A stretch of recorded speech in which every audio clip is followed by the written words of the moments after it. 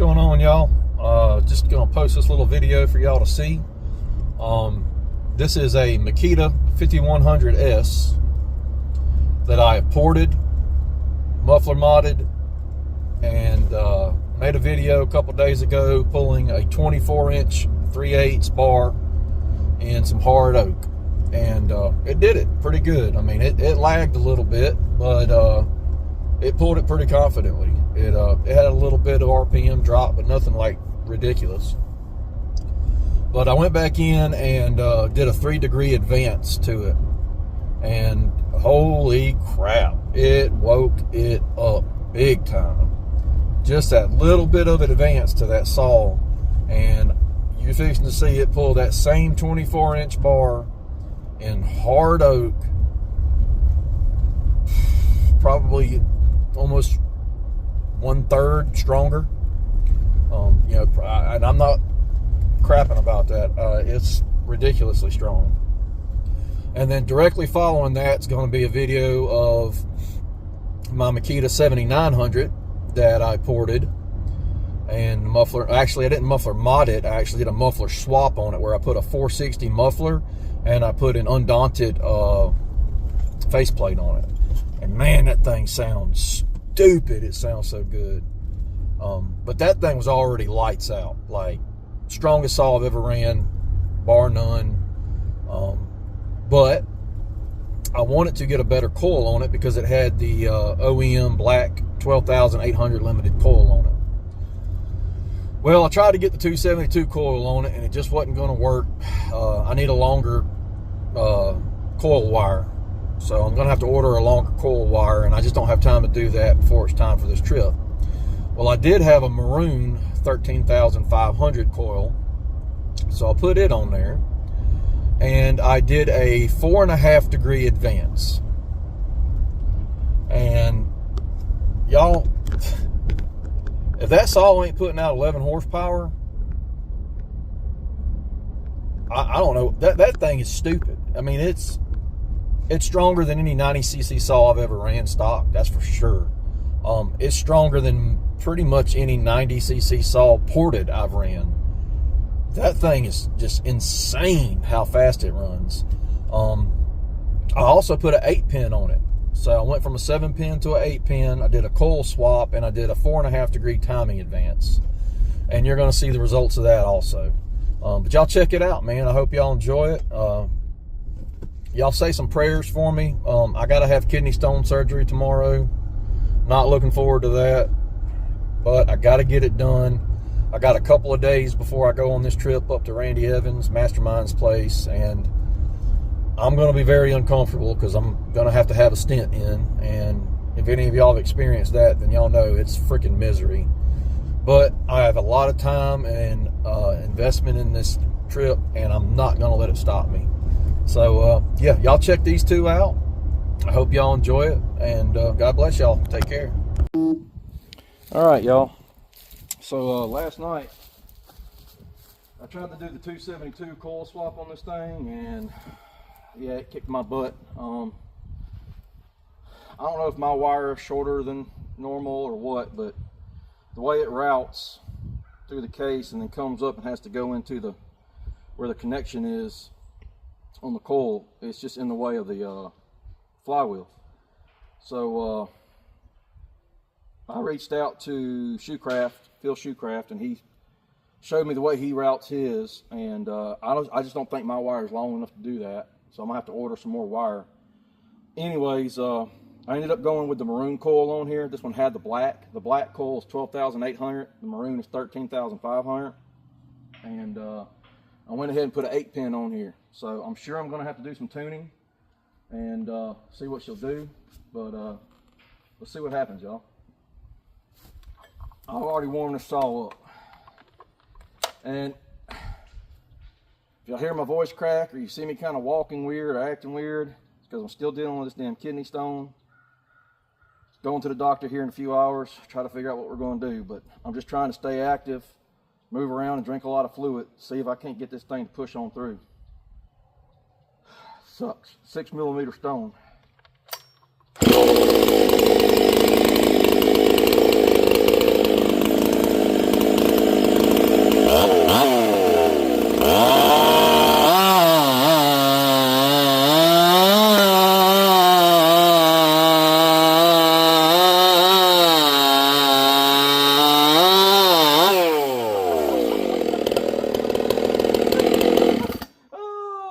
God, swapping to that 8-pin didn't hurt it at all. This has got a little bit of punkiness to it, but the rest of this crap is hard as it can be. Like this little area right here is punky, and this little area right here is punky, but the further we get back into this, it's gonna be solid. Holy crap. Oh my God. Okay, let's see what she's holding. Whoo, buddy.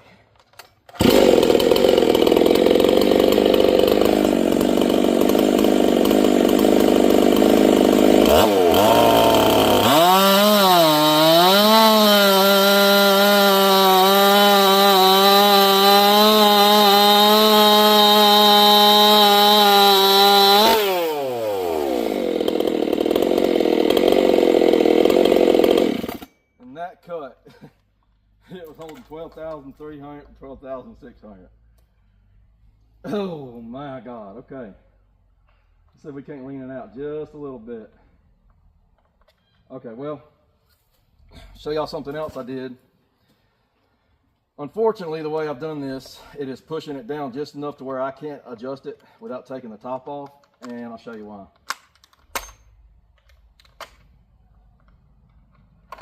Oh yeah, y'all see it. Velocity stack intake. All right, so we're gonna lean it out just a hair. Probably, maybe not even a 1/16 of a turn.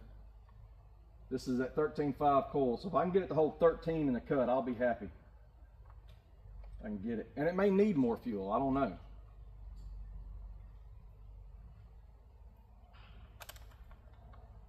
Come on now. It's the only bad thing about this velocity stack is trying to get it under that hood. I don't really want to grind too much off the, there we go, off the hood. So I may end up having to, but all it does is push it down a little bit whenever I put the clamps on.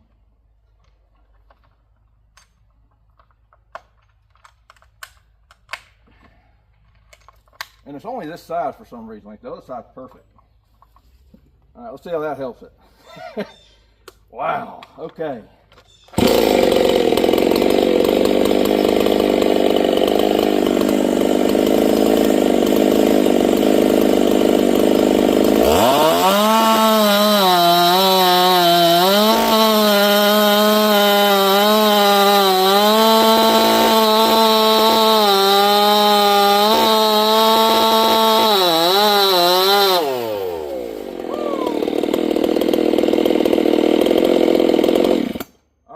Holding 13,000. It was holding between 12.7 and 13,000, but it was also hitting the rev limiter. I don't know if y'all heard that.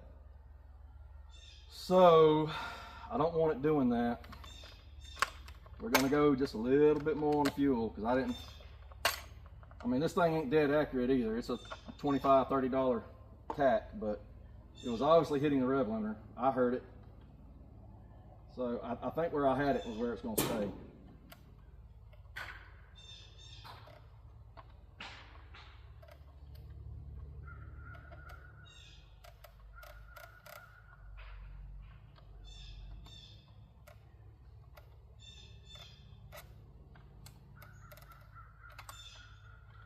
Come on, get in there. There we go. Just that little bit, and we're gonna stay right there. I think that's gonna be my sweet spot. The way it just freaking ate. Woo, man. That is crazy. Okay. All right. I guess I'm gonna take that back out just to check it.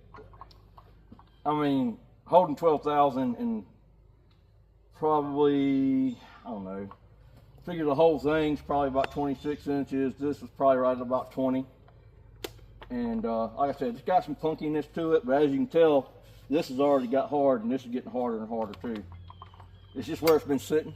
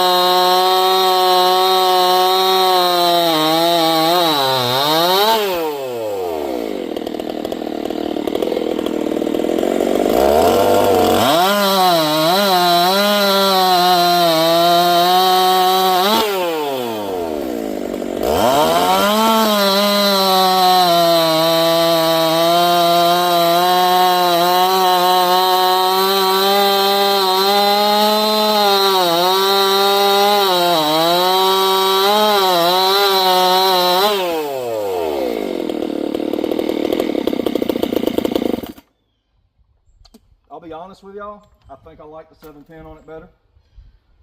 With the 7-pin, I was running 12,600. With the 8-pin, I'm running about 12,000.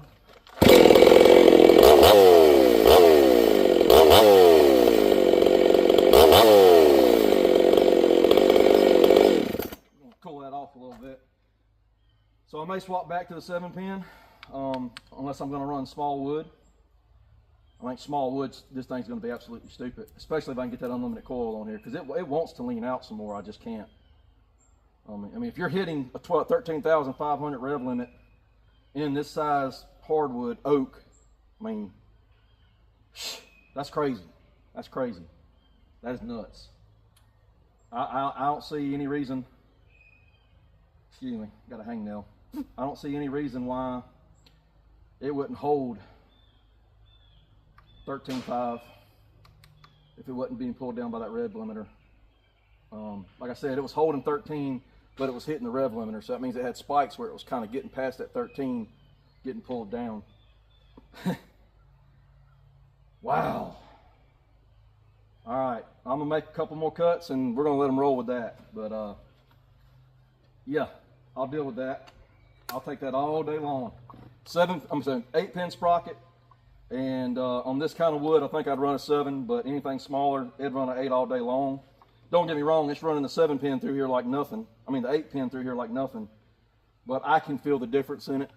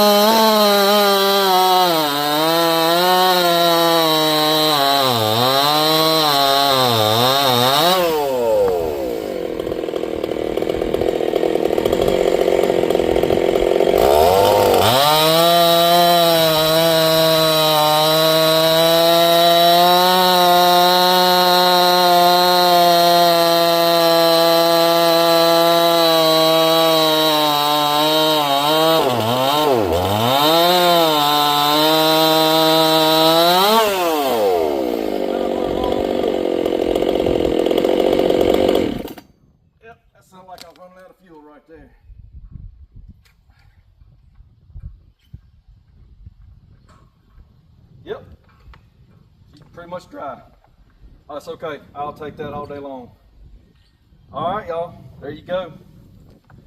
Makita 7900, ported, coil swap from 12,800 to a 13,500 coil, advanced about 4.5 degrees, 28-inch full comp, 8-pin sprocket, hard oak. This saw is unreal, y'all. This saw is absolutely unreal. All right, y'all. God bless. All right, so those of you who follow me, y'all seen this the other day. Pull a 24-inch bar, this same bar and chain in oak, and it did it pretty confidently. I mean, yeah, it struggled a little bit, but this is a 50cc saw pulling a 24-inch 3/8 through hard oak. And since then, I did a 3-degree advance on it. And all I've done is tune it in, making a cut, getting the tune right. And yeah, so this is hard as it can be. Dry, hard oak. I just got this tuned. I made one cut with it. Here we go.